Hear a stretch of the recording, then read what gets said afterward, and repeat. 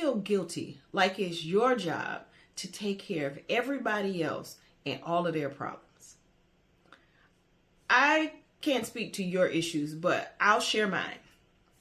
Okay, I'm going to give you the Reader's Digest version because ain't nobody want to hear the long drawn out version of all this.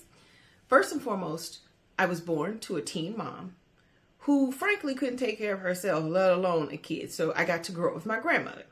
Well, my grandmother was a beautiful person, but my grandmother had a lot of health issues. As a matter of fact, my grandmother was 17 and was diagnosed with cancer, right? So she spent her whole life feeling guilty about being alive because she felt like she was a burden to other people. And in turn, what does she do? She passes that on to me. So I grow up with that kind of thing in the household.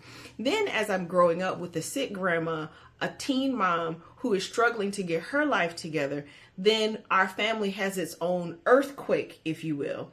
And now my grandmother and I move in with my great-grandparents. And so now you're talking about two old people, maybe 2.5 old people, because you got my great-grandparents, my grandma, and you have a kid. I want to be on the drill team. I want to do this. I want to do that. And everything that I wanted to do was met with, ain't nobody got time to pick you up. Do you know how much money that costs? Your grandmama is sick. Your mama needs this. Your siblings need this. Your cousin doesn't have this. And on and on and on.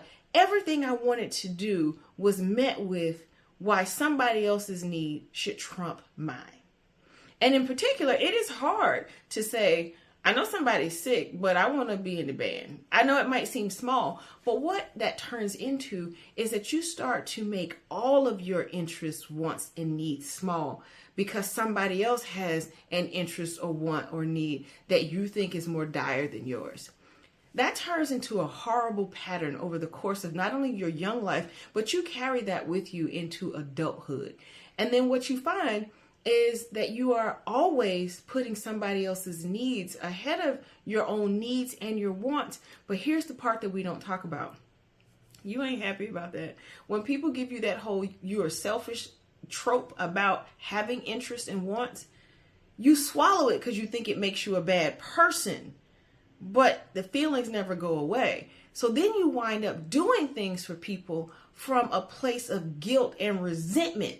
And you start to also feed yourself this garbage that you'll never get the opportunity to focus on you and the things that you want to do. So then you stop setting goals. You stop dreaming. You stop believing that the thing that you want to do is possible because everybody else has all of these needs that are out there and those needs are more important than yours. And so you just backburner your stuff. And here's what's a little special perhaps about the Black community. I don't know about other communities, but I know I saw this one a lot in mine. Because if you go after what you want wholeheartedly, if you ever need the people who you didn't give to, then you confront a guilt trip about the same people you passed going up. You passed them when you're falling down. So then it makes you fearful of going for what you really want. I'm here to tell you today, don't give in to that. Guess what? Because if the people who really loved you, they wouldn't care, frankly, if you fell down. They would help you anyway. So don't let fear drive you in that particular respect.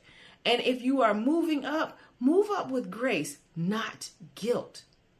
Enjoy your life. Design the life you want to live.